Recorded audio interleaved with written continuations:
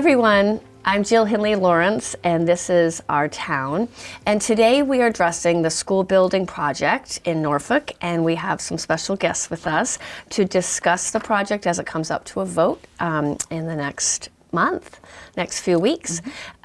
So with me is Medora Champagne, and she is a school committee member, Norfolk School Committee, as well as school building project member. And Grace Lockhead, welcome, also a school committee member and a member of the school building project committee.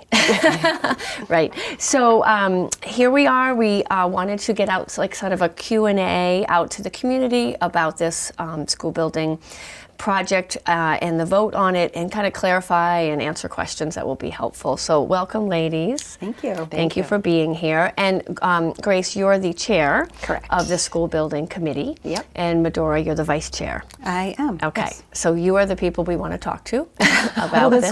The school building committee is actually made up of a number of people, but Yeah. I think we are the two people that were available today. Are the most and you know, have been in the weeds, right, of parsing everything out. Okay. And also obviously school committee members in Norfolk. Medora, I know you're a longtime school committee member. And Grace, how long have you been on? This is my second year. Oh, so, okay. Yeah, relatively new. Yeah, but well, been through one cycle. Right, one cycle already. Okay, awesome. Well, welcome. We're really happy to be able to do this, and we tried to, get this scheduled together so that we could get the information out soon. And we'll talk about the voting, as well, about when to vote and where. But let's just start with the big picture stuff maybe at first, which is, there is an enrollment issue, an increased enrollment in the Norfolk Public Schools. And so if you would start, what is the current situation with the enrollment, and how are you making do up to now? Certainly. Do you want to? I can jump in on that one. You start, and then I'll okay. add some. Sure. I'm sure I will forget something. So it's kind of hard to encapsulate in a brief response. So kick me if I'm going overly long. But the district began noting an increase in enrollment probably around 2016. Okay. So shortly after the new Freeman Kennedy School opened. That opened in early.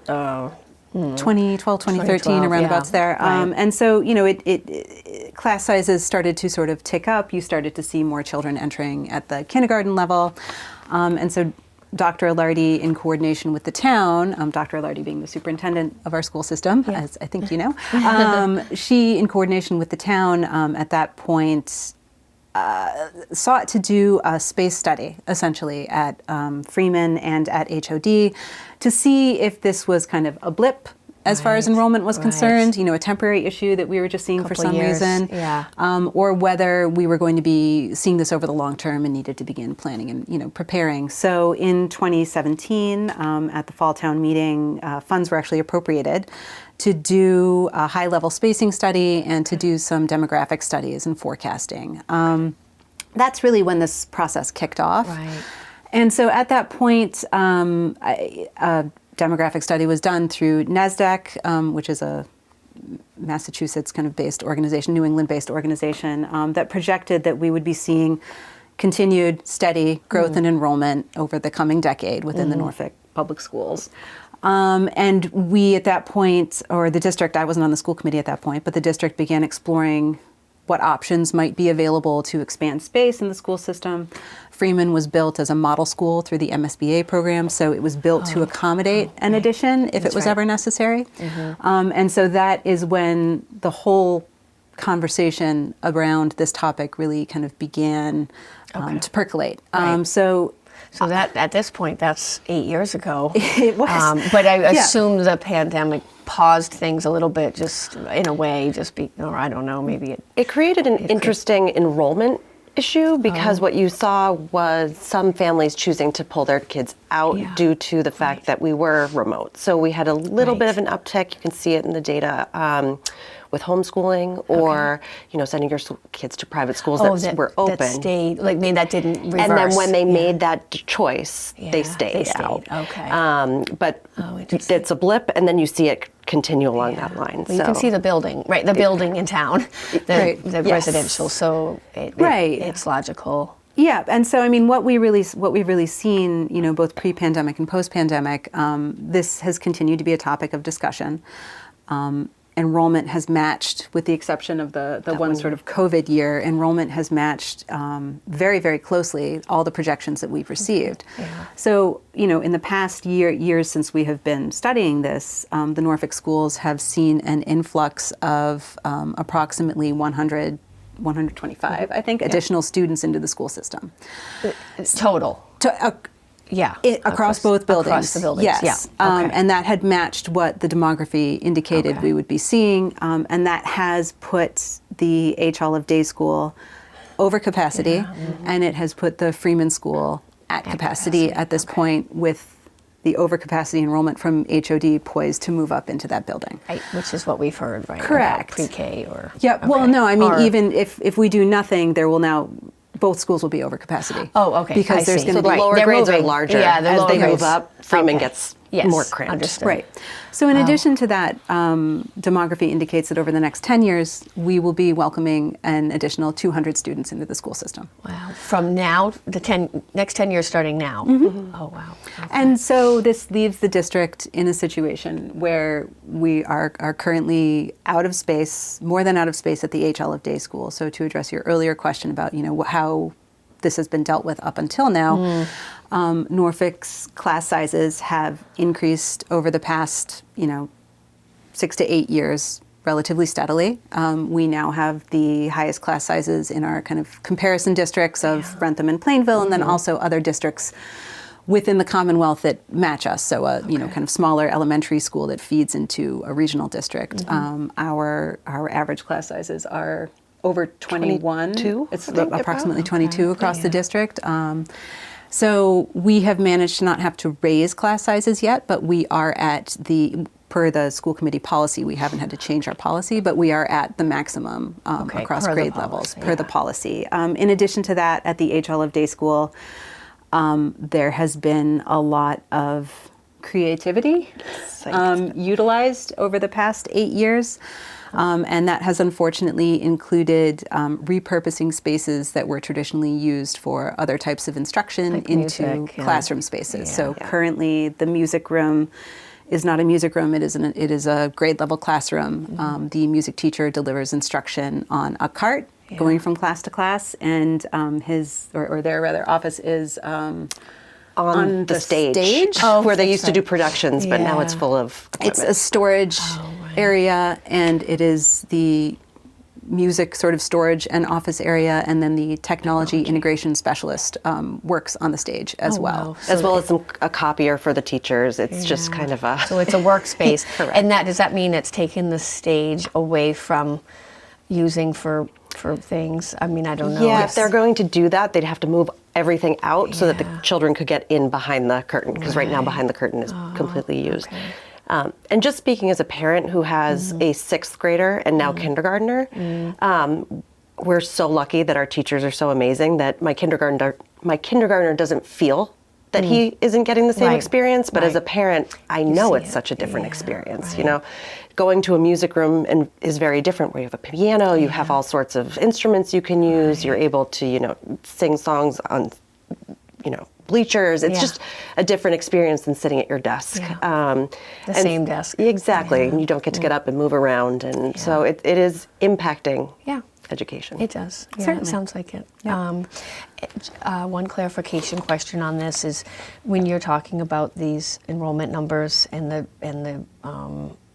way that you're projecting, this is for full-time residents, and it doesn't have anything to do with the migrant, right? It's meaning it's correct. This is right. Yes, I just want to yes. clarify that. Thank you. No, that's a great question. Yep. This is new, or meaning people moving into the town, or just changing younger families, or whatever, how those demographics work. These are people that are here to stay. When we I was so contracted with sorry. our new demographer, DAA, that was part of this building committee charge, we actually completed that work prior to the shelter even Right. Okay. being proposed. On anyone's so, radar. Okay. Yeah. So this is so it's not completely even, separate. Completely separate. Yep. Okay.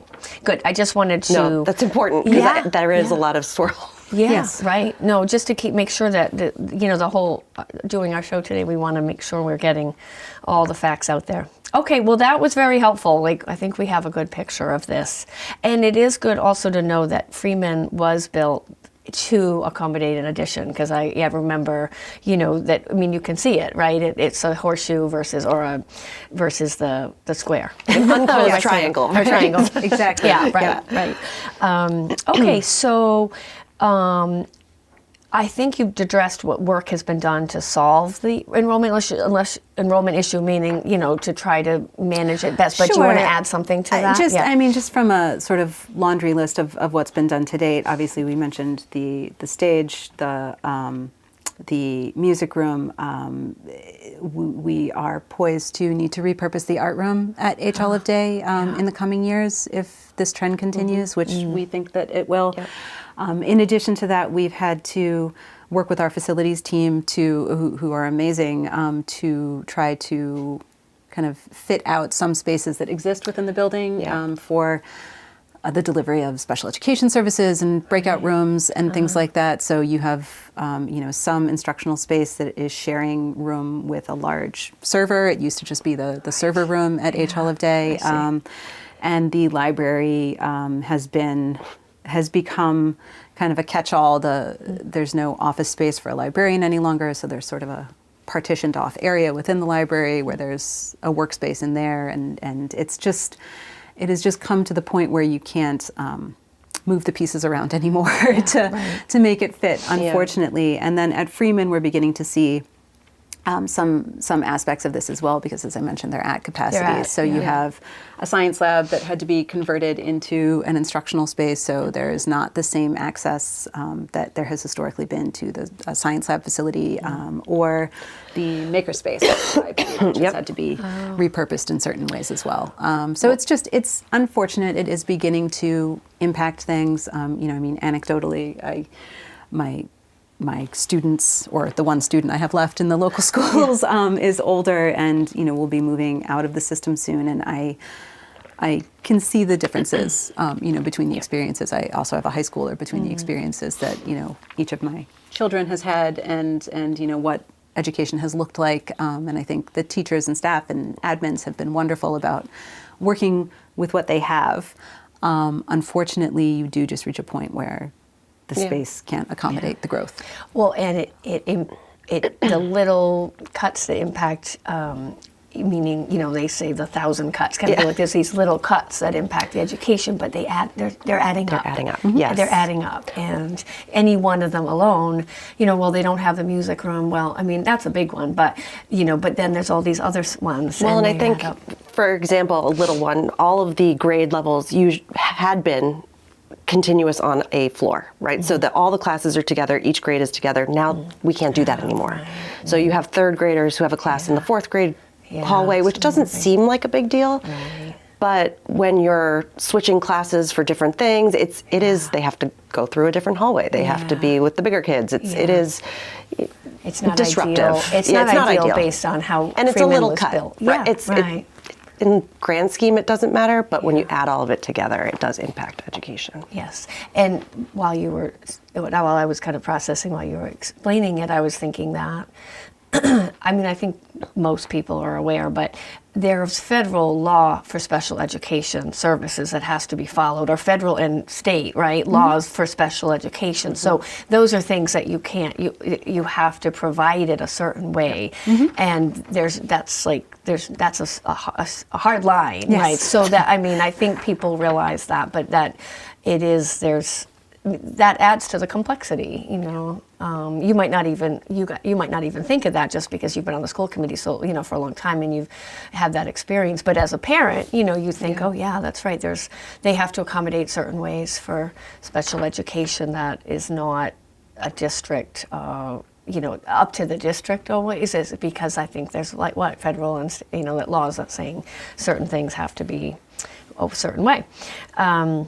Okay, so I guess, so now that we have that background, how does the current proposal, which is what we're voting on, right, as a town, how does that proposed expansion solve the problem? I can start and then you can. Sure. So it's actually an interesting question, and I think this is a little bit of a, there's a different viewpoints on this, but what this expansion does is it solves two problems. It solves the crowding problem in the HOD and the Freeman, which is why it's unique. So we can take a full grade, which is our pre-K program, not exactly a grade, but they're pretty insulated. They don't need the cafeteria, they don't need the gym, and put them on the bottom floor of this proposed expansion, which will free up space in the Freeman, where there's currently 6 pre-K classrooms. At HL. At the HOD. Oh, right, in the back area. Exactly, so they can reclaim music, technology, and then they'll have space to expand for those grade levels, that the children that will be coming into the school.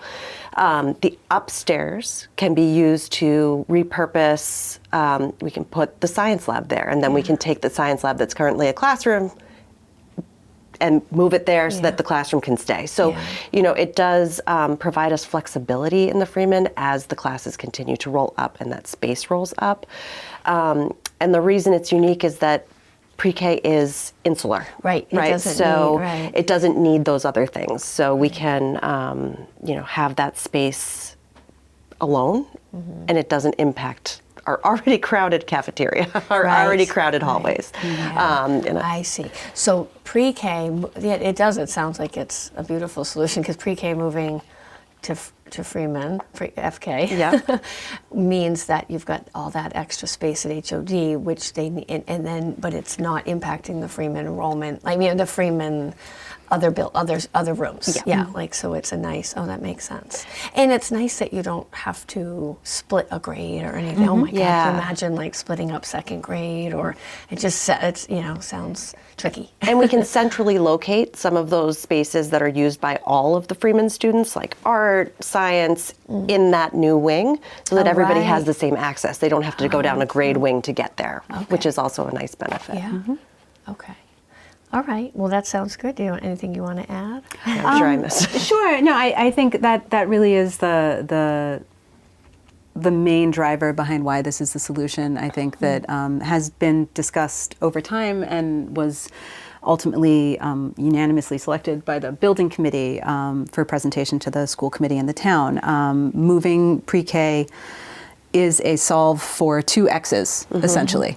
So we are able to be flexible. It frees up, I think, 6 classrooms at HL of Day. There's also an anticipation that the special education offices will move from HL of Day to Freeman, so you will free up additional space for breakout services, for the delivery of special education versus administrative offices, and you will have the administrative offices for special education at Freeman, which will provide administrators within the pre-K wing. You won't need to add any new positions. It's just moving the location of the people who are holding those positions. So you have someone there to let people in, let people out, you know, all of those good things.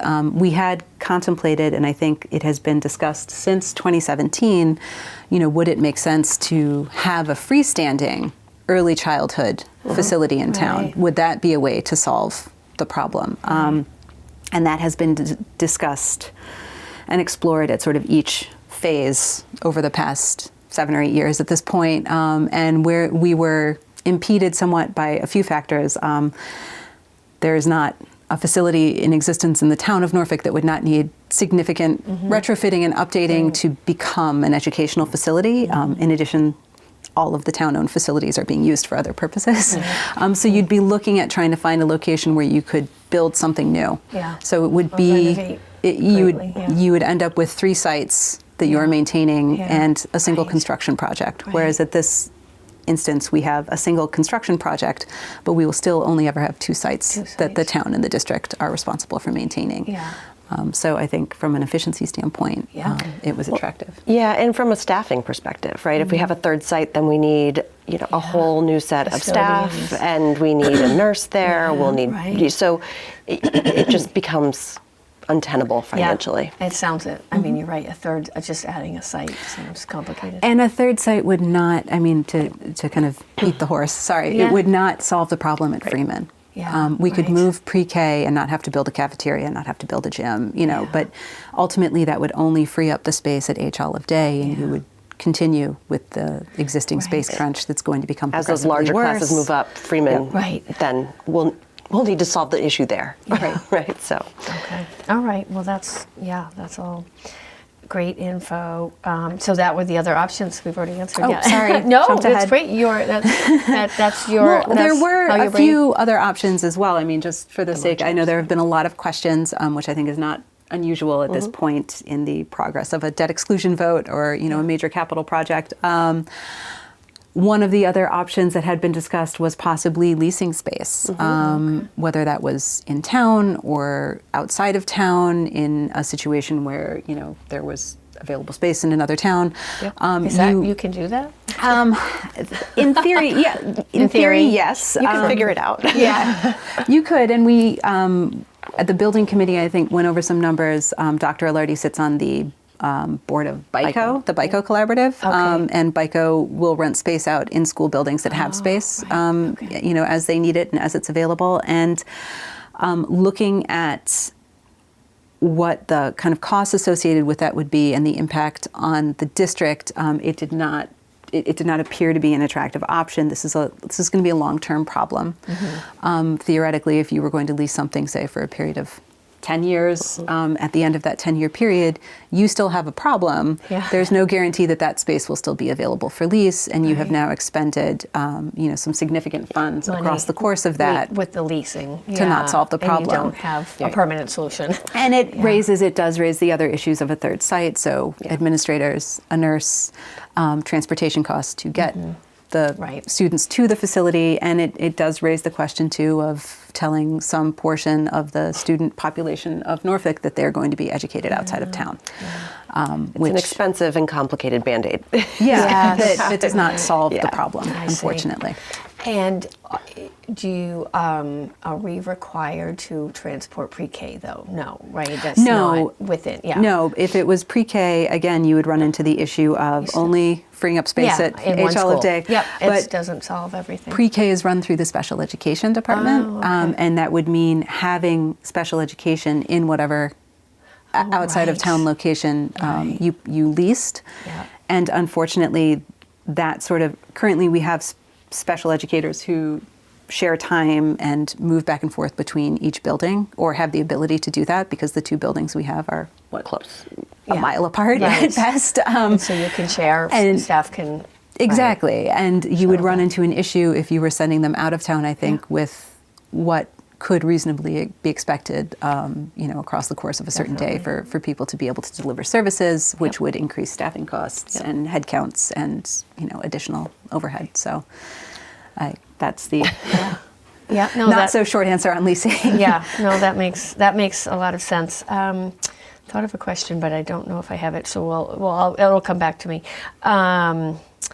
Okay, so that's great info. So just the last few questions is kind of a big one is what is the projected cost of the project, and will that be on the number won't be on the when we vote, right? There won't be a number, but it'll say, do you approve, this over, or however the wording of the vote. I don't know what it is. Well, you probably do because you're an attorney. But yeah, just kind of, what is this proposed projected cost? Do you want me to do Yeah. cost and you can do sequencing? Does that- That works for me. So the projected all-in cost of an addition to the Freeman Kennedy School, which would be a single construction project to solve both issues that we're Both schools. having and facing in the future, is approximately $38 million. I mean, if we want to use round number, Rounding up, it's 37 point Okay. something that rounds to 38. So I think we'll we all say- like a 37 number better. I'm just putting it out there. And what we are currently asking for now is actually $4.3 million. And that just covers, that amount covers the schematic design and construction document phase of this project. Okay. So this would actually move through, if it is successful now, it would move through 2 rounds of debt exclusion voting. So the intent of the building committee is to be as transparent as possible and to make certain that every resident who is coming to vote on this project, regardless of how they may vote, understands what the impact of it will be. So the 4.3 that we're asking for now is part of the overall project soft costs. It includes all of the design work with the architects, engineers, mechanical engineers, landscape architects, Civil engineers. Civil engineers. It includes the retention of an owner's project manager. So a large chunk of it is an OPM fee, so that we have someone who's advocating for the town and the district throughout this initial process. And that would get us to a point where after a year to 18 months is the time frame we have been given at this point, we would have final construction documents for the addition. We would be able to have a bid for the work and present that bid to town meeting for hopefully approval. But you'd have a bid. So, and you said 12 to 18 months. Yeah, roughly. So that would be for the remainder of the estimated project cost. So an approximate $34 million as the second round of bidding. The number 4.3 is within the 30, in that full number. 38 round. 38. Correct. Okay. And so that includes everything associated with the project, obviously the front end soft costs of the design work, and then eventually we would get to the $34 million, which would cover the actual construction associated with it. I think there have been a lot of questions around some additional work. You get questions when you try to be extra, I guess, but when you do some additional work, through the feasibility process in coordination with the town, we did price out, or the district priced out, some additional capital improvements that, within the next 10 odd years may need to be happening at the, will need to be happening at the school. So that includes replacing some of the mechanical units that are entering their kind of HOD end of is life an older stage. school. Well, no, this it's is actually even at Freeman, Yeah. or resurfacing the playground at Freeman because it has been seeing a lot of wear and tear. So we have prices for those. They are not included in this. We don't necessarily anticipate wrapping them into this process at any point. I suppose it could become part of a value engineering process during design. But for example, seeing the cost of what a complete resurfacing of the playground surface looked like.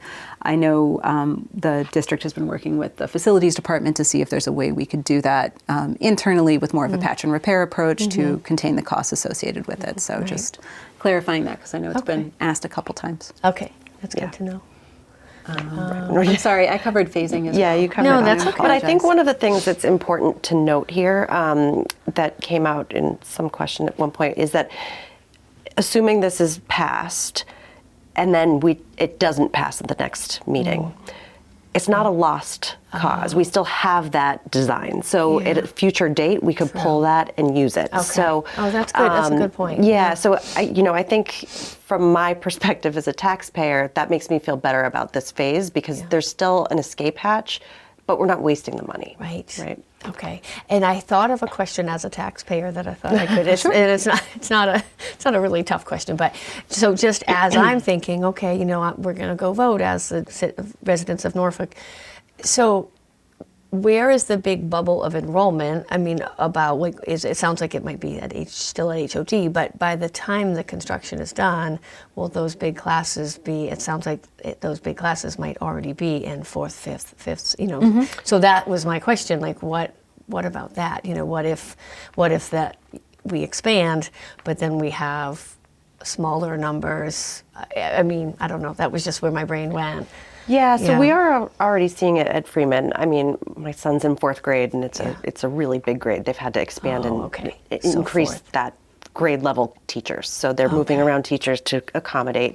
I mean, I think what's going to happen in the coming years, should this pass and we move forward, is we're going to have to be creative in the Freeman like we have had to be in HOD. Right. And so make some tough choices, potentially get rid of, classrooms that are utilized by students. Not that hasn't happened, but we'll have to make harder choices. Right. And then the projection from the demographer is that those big class sizes that will be entering the HOD are going to continue to be big. And you mentioned that. So really, we're looking at 10 years from now. Like the study that was done in 2016. Now I think you said 2017. The most recent demography we had was done in it was wrapped up in 2024. And that was by Demographic Analytical Advisors, which is they are they work nationally. They have Okay. been retained to do demography for Okay. state governments, municipalities. I mean, Yeah. they are very used to handling data, and they actually did a deeper dive, I think, than some of the prior. It was incredibly thorough. Some of the prior demography that we had done, they looked at specific address level information, obviously redacted and Yes. confidentiality Yeah. protected, but just looking at, where people were moving to, how many children were in those households, how many school-age children are staying in Norfolk, Yeah. what is the age level of individuals that are buying new homes in Norfolk, and they consistently, they were consistent with our earlier projections, but it's, their most recent report indicates that through 2035, we'll see an increase of 204 students. Yeah, and that's right. You said that, and I just was making sure it was how many years it was out, but it's basically 10. Yes, Yeah, and one of the 10 unique years out. things that came out through the demography study is that, and it speaks again to our administration and our teachers, is that when students come into the school system in kindergarten, they stay. They stay, So, you really don't see an opt-out like you may in other towns where it's like, okay, now it's time to send them to wherever. They stay through 6th grade. So those big class sizes really do roll up and impact the space at the Freeman. Yeah, and we'll continue, and it'll happen at the region eventually too, I guess. Okay, well that was helpful. So, kind of what I have left, but add whatever you want. Point us to where there's more information if people want to read, and we can put it on the lower third too at the end of the show. More information, and also about exactly when we're voting. Do you want to go? Sure. So we And have anything else that you want to mention. Yeah. So we have a school building website, which is, you can get there if you go to the Norfolk Public Schools website. It's up on the top. There is a link. Okay. So we have that. There's also QR codes that are scattered around town that point you there. And it's really a wealth of information. It's overwhelming, honestly. Yeah. But all of the information back to 2017 that has been recorded, there are building committee meetings, there are school committee meetings, wherever we have discussed or documented parts of this project, it is on that website. But again, it is a lot, so I urge people on that website, there is an email for the building committee. Obviously, you could reach out to myself, Medora, or Dr. Alardi directly, but there's also a building committee email that can be used as well to submit any questions. Oh, questions directly. Yeah. Okay, good to know. And then as far as voting is concerned, early voting actually starts Tuesday. January 21st. Yeah, Yeah. and that's at Town Hall if you want to vote early. The amazing clerk, Carol Green, has done a fantastic job of communicating that. All the information about how to do that is available on the town's website. And then And the actual hours. and the hours. They vary a little bit. Yeah. The actual vote will be at Freeman on February 1st. So So it's just like any other, it's the same location as whenever we have an election day. Yep. Excuse me. Okay, February 1st. Yeah. Okay, yep. And it is, like you said, it's easy to go into town hall ahead of time, first floor, bottom floor, Yep. and vote early. Yep, too. walk right in the front door. Yep, I know. It's convenient. Yes. Okay, so so that was really good. I mean, I think it was nice to have it somewhat concise, if people want to watch and spend some time while they're, and listen to what you've explained today. And sometimes that's easier than going on a website and reading page certainly. after page. Yep. Anything else before we wrap up? Is there anything else that you want to? Yeah, I think, one of the things that was striking to me as I've gone through this process, which has been really, personally, it's been a learning process, which I've been really enjoying, is I think a lot of folks who don't yet have kids in the school system but have younger children rightfully assume that their children are going to have an education that they had, where they go to a music room, they go to an art room, they have lunch with all of their classmates rather than, split up. But right now that's not the case. So, we're really hoping that as many people as possible can get educated on this, which is why thank you so much for having us, because it does impact a group of people that may not be aware yet. So the more we can get out and do venues like this, the better. So thank you so much. Right, because sometimes, going to a school committee meeting or watching it, as much as it's great info, it's not, everyone doesn't, It's put a lot, aside and time for that. It's a lot, and it doesn't necessarily pertain to every individual, right? So this was great because it was specifically about the school building project, and yeah. And so I'm glad we did it in approximately, about a half an hour or whatever it is. Yeah. If not to make it go over half an No, hour, it's but okay. I did just in closing. I wanted to say I know it can seem as if these things come out of nowhere, and it is we sort of live in a bubble of we're thinking about this on a regular basis. Right. We've been working. I've been working on it for a For number of years. Yeah. I recall sitting down with you. You were kind enough Yeah. to interview myself and Thomas Doyle Yeah, that's in right. 2019, maybe. Yeah. something like that. Yeah, that's so, but I think that speaks to the work that has gone into thoughtfully and carefully exploring what a recommended option for the town would look like. So, Yes. in the time Right. that I have been working on this, there have been 3 different town administrators that we have worked with closely, multiple different members of the school committee and select board. Yeah. And I think that the last step that we went through, which was the formation of the building committee, that was formed pursuant to a town meeting vote Yeah, for the school that's right. buildings. And I think we, as a school committee and I think we called ourselves the subcommittee, the building subcommittee or construction subcommittee, had already undertaken a feasibility study and come to some conclusions about what we thought the recommended outcome would be, but taking an extra year and change at this point to form a committee that was made up not just of school committee representatives, but had some varying perspectives on it. So the town administrator was a member of the committee. Bob Billick was part of he had an affiliation with the committee. We had Matt Malnerich from the facilities department. And then we had 3 residents who were appointed by the select board who came from differing backgrounds. People with kids children, in the school, without people children. with no Oh, children, good. people, kids, Yeah. people who had moved to town recently, people who had been here for a while. And I think That's that helpful. It was really diverse, and Yeah. the opinions. I think if one wanted to watch all of the meetings, Yeah, which is they're a lot, there. Yeah. I think you will see a shift as we start to, as especially the community members who weren't a part of this, start to realize there isn't an easy solution. Right. There isn't, unfortunately, a cheap solution, right? This is it was a really thorough and eye-opening process. Yeah. from that It sounds perspective. like it was a very conscientious process. that was, I think, that was the intent, I think, of the committee. And I don't think that anyone asks for a project of this scope and magnitude lightly. And we understand, I think, the impact that it's going to have.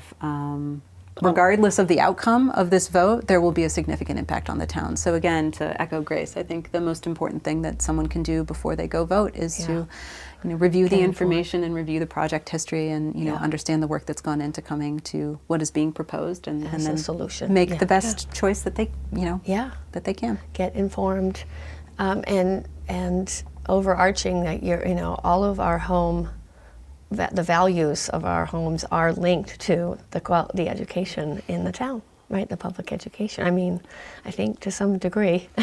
I don't disagree with that.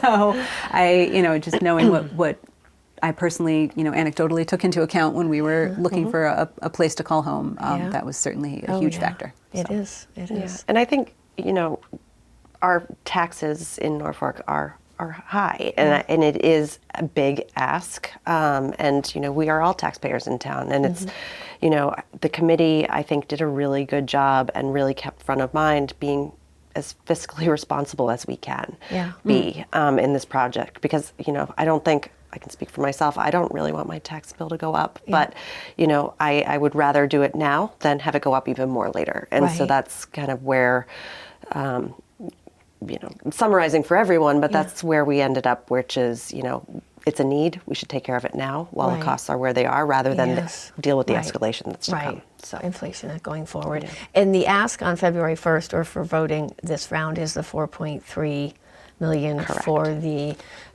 like you said, hiring, kind of getting all of the, what is it called? The So we take what we yeah. have from the feasibility studies, Feasibility study, because yeah. we did feasibility on a brick and mortar edition, feasibility Okay. on modulars. The building committee decided that brick and mortar had a longer lifespan for not that much more money, and so that was the Okay, choice that right. was put forward Versus modular as more cost classrooms, effective. right. And there were obviously any There's number of other- other factors that went into that decision, but just from a cost containment perspective, that was the thought. But we take what we have from feasibility, which essentially says, this is where you can put the addition, this is how we would propose to tie in, these are our thoughts on how you're going to connect into existing systems and what impacts would be, and you make that reality.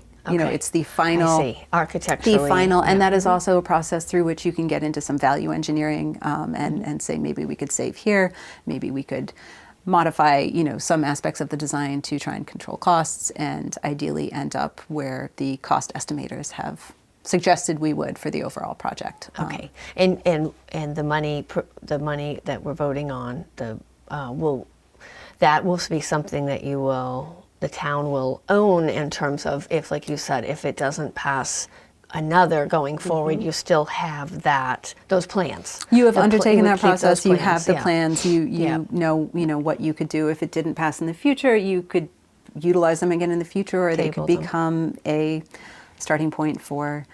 You know, I'm not. Again, you'd have to go through the process of design to know what modifications might be available. But Yeah. yes, it would be a blueprint for Blueprint, what okay. may need to happen in the future. Yep. Okay, and I know I think we've covered most of the bases, but I just wanted to point out before we close that you have, as a committee, you've applied for grants 3 times, because I know we did get a grant in the past for the original Freeman Kennedy building. But would you just, in a sentence or two, explain what we said before? So we applied 3 times for a grant, and were denied, and there's still the possibility to apply again, one more time. So regardless of this vote, we can still apply for MSBA funding, and we will do that. So, we're not terribly optimistic, just based on the town has received a lot of funding in the past. And quite frankly, if you look across the state, there are schools in dire need. Yeah. So we will apply. We will be as hopeful as possible that we will get something. But realistically want to move this forward in the event that we don't, Right. so that we're not delaying further. Right, but you've exhausted that option, it sounds like, or We will trying continue to You'll continue exhaust. to We will exhaust that continue to option. hope, but we do need to move Yeah. forward. And just to one quick sentence, Norfolk has received a tremendous amount of MSBA funding. MSBA grant funded approximately 50% of the build of the original Freeman project, Yeah. and they also contributed about $1 million towards the roof replacement and some of the structural right. repair Of work that was done at H.O.D.. H. Olive Day. Yeah. In addition to which, they are contributing significantly to the new Tri-County building. Oh, okay. So Norfolk will see a benefit as far as the funding that they need to contribute towards that project as a result of that. So That's right. it's fair to point out. We have benefited largely yes, from MSBA MSBA has been a funding. great partner Yes. in the past for Norfolk, and unfortunately, this project is not at the top of their list. Okay. Okay, no, that's fair, but it's again, it's good. It's nice for taxpayers to know that was something that you sought, or that you tried, And that we will continue to try, because it will benefit all of us. So. Right. Okay. Medora Champagne, Grace Lockhead, thank you. So, members of the school committee, but also members of the school building project and or school building committee, I guess is what you call it. Lots of committees in town. Yeah. And thank you. That was very helpful. Great information. Hopefully, people can watch and learn. So, thanks for being here. Thank you so much for having us and of taking the course. time. Yeah, of course. And on behalf of NCTV, I'm Jill Hindley Lawrence, and thanks for watching.